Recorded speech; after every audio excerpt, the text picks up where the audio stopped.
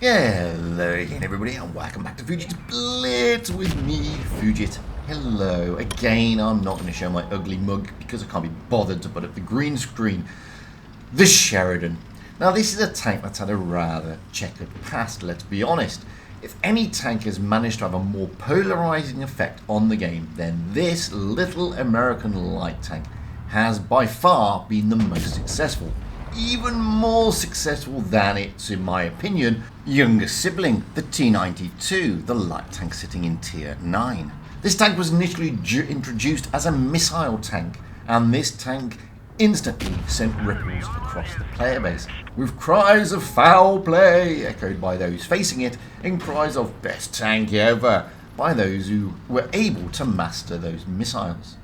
In time, those missiles were removed by Wargaming, and in fairness, rightly so, because they do present an unfair advantage. They allow players to effectively stay safe when firing at their enemy, unlike every other tank in the game, who needs to break cover. Now the thing is, while the missiles did present this unfair advantage, the tank itself was never that easy to play. In fact, it was one of the most difficult tanks to get to grips with, and yeah, it kinda still is. Okay, it had missiles, and yes, there were those out there who could do wonders with those things. Yeah, I'm thinking of you, His Royal Fatness, who, let's be honest, is far too OP for his own good. But for the majority of us mere mortals, this was never an easy task. Now, I'm not saying that by removing the missiles, that was somehow a bad thing. It wasn't. But what I am saying is don't be under the illusion that this tank was easy to play back then, or even now, because it's not. The tank itself has the worst performing stats on paper than any other light tank in Tier 10. Although many would argue that the Batchat, with its much lower win rate average, should take that prize, and does take that prize. Although I have always struggled to understand why, because the Batchat is, in my opinion, a really good, yet a very misunderstood tank. The Sheridan itself has terrible DPM, only 2,659. Which, considering all the others are pushing 3k plus, yeah, even the Batchat with its 2,999 is better, and it makes you wonder and scratch your head. It has a terrible aim time at 2.5 seconds, when all the other lights are almost an entire second lower. It has terrible dispersion, meaning you have no idea where your shot might end up. The reload time is literally to die for, coming in at just shy of 13 seconds. I mean, that's Jaegeroo territory. And its penetration ain't that great either, being the lowest, although it is on par with the recently introduced WZ-132-1, the Chinese light. So what is actually good about this tank? And why do players both love and hate it? Well, in one word, duh. If this were a boxing match, then this tank is a lightweight packing a Mike Tyson punch. This tank has the ability to knock out 560 I-end alpha, which for a light tank is just batshit crazy. The thing is, like most derps, the ability to knock out massive damage per shot comes with a shed load of downsides, and this tank is not immune to that. Okay, it does have suspect spaced armor. It actually has the thinnest armor of all the Tier 10 lights, but that spaced armor is just troll. The tank still has more than its fair share of vulnerabilities. So, with all that in mind, what tips can I give that can help you play this tank better and enjoy it more than just its derp? Well, that's what we are here to look at. We're going to break down two replays. One, a Supremacy battle, that is this replay, and the other one, just a random battle. And we're going to look at some effective ways to play this tank. Now, okay, it's a light tank, and one of the things that many players do in light tanks is YOLO, and they rush forward, they get on the front line, and they get wrecked. Now, the Sheridan, like almost every other light tank, is not meant to do that. Yes, it is meant to get the spots, but you're meant to be getting those spots from a position of safety, and then you're meant to be using your mobility to get back out of harm's way. And if you're uncertain about how to play lights, go and check out my video on how to play lights. The other thing that you need to realize about the Sheridan is that aim time. The aim time is long, the reload is long, and its dispersion is terrible. So tip number one, wait for that reticle to come right down. Don't let it balloon. So look at me here on the FV, waiting for the reticle to come down, and we take a good shot.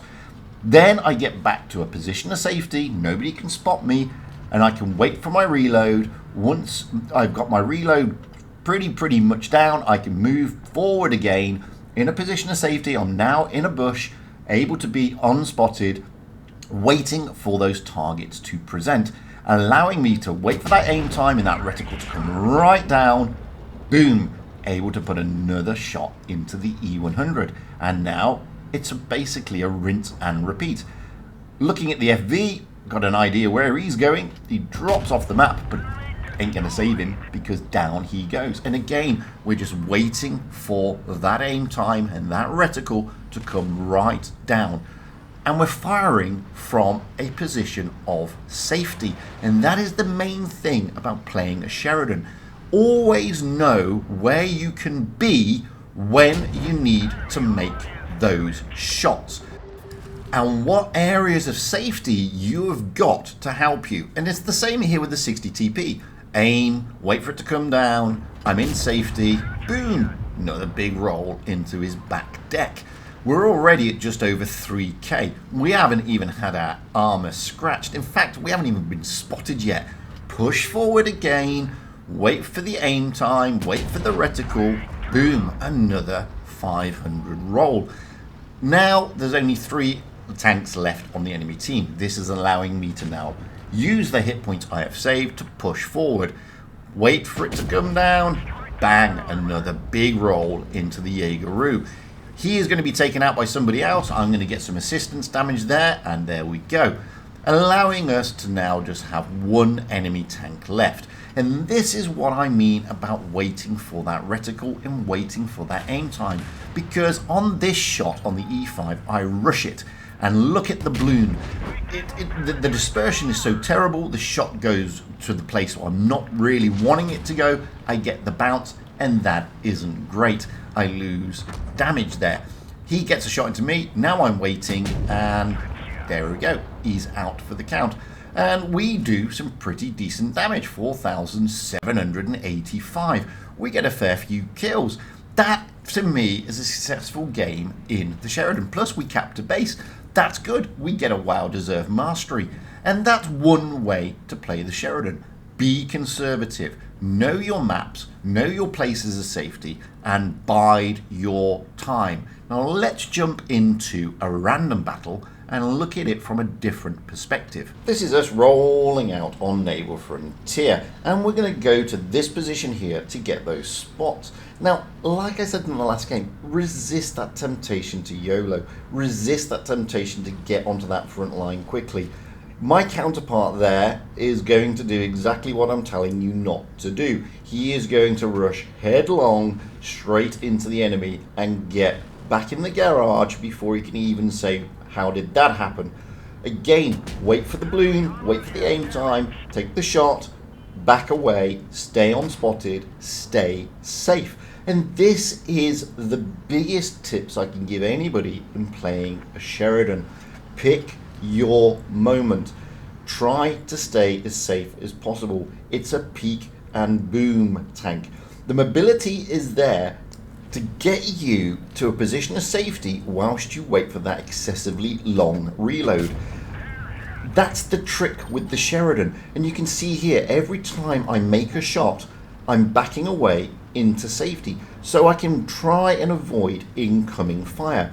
There will be occasions when you need to push a little bit forward, and I fluffed the shot here because I have HE loaded, and I was trying to get his bottom plate on the Leo to get him out the game, and that results in me getting smacked by 2 tanks. Now I've got to play even more conservatively. Here comes the Leo. I'm going to be able to take him down. There he goes. Now when you're this close to enemy tanks in a Sheridan, then you don't have to wait so long for that aim reticle to come down, because the dispersion at close quarters isn't that bad. Okay, and here we go. Put a shot into the waffle tractor, and yet again, back away. Go back to a position of safety. Know your maps, and this is vitally important, guys. Knowing your maps, knowing where you can stick your tank, knowing where you can hide your tank, and the ability to move around the map is vital when playing any light tank, not just the Sheridan. It becomes ever more important when playing the Sheridan because of that long reload time. But all light tanks deserve the same kind of nurturing, if for want of a better word. You've got to play them conservatively because they don't have many hit points, and generally their armor is pretty weak. Yeah, okay, you will bounce the arse end of a Sheridan mainly because of that spaced armor, but again, you've got to play this one with a little bit of care. We have taken 3 kills, we've dished out 3.4k, we've lost a shed load of HP, but we are in a good position. Pop over the top, hello. Don't need to wait for the aim time because we're so close we can just put a massive roll into the waffle tractor. 3.9k, it's 3 against 2. One of those 2 is a Conway, the other one is an E100. Now I haven't seen the Conway and I'm suspecting he's around here trying to cover the E100, and I'm looking for the E100 and pop, there's the Conway, and oof, I'm now down to only 160 hit points. So I've got to play this one even more carefully. I'm trying to drag the Conway down, okay? And I'm trying to use my ability to get away from him at the same time. Now look, I could rush in there and put a roll into him, but he would kill me. So I'm not going to. My 60 TP has managed to kill their E100. He's pretty healthy, so I need him to help. I'm asking him for the help, he's coming in to help. I now suspect the Conway has dropped down, but I don't want to push up there too soon until now the 60 CP is there. I'm able to push up again using every bit of cover I can possibly think of. There's the Conway. The 60 TP is going to push onto him. I'm going to wait until that Conway fires, and then I'm going to drop down and put a roll into him and take him out. And this is how you should be looking to play a Sheridan. Carefully, carefully, carefully. Don't rush. Only fools rush in. We ended up doing just shy of 5k. We get 5 kills. We get a well-deserved mastery. And again, we are playing the tank conservatively. And that is the biggest tip I can give anybody when playing the Sheridan. You see there, the 60 TP had a fantastic game. That's been my take on the Sheridan, with a few hints and tips on how to play it. I hope that video has been, well, useful for some of you newer players out there. I mean, okay, some of you older veterans and pros know how to play this tank a lot better than me. But the trick with this tank, as I said, is resist that temptation to get in there headlong, because you are going to get hurt, okay? It's not the easiest tank to play. It's one of the hardest, and being one of the hardest tanks to play, you need to understand some of its little nuances. And the little nuances with the Sheridan, as I say, is to bide your time. Biding your time is vitally important in this tank, because without it, you're just going to get hurt. Now, I'm in a terrible position in this little game, by the way, and we're holding our own, and we're picking our targets, and we've got support, and everything's peachy at this moment in time.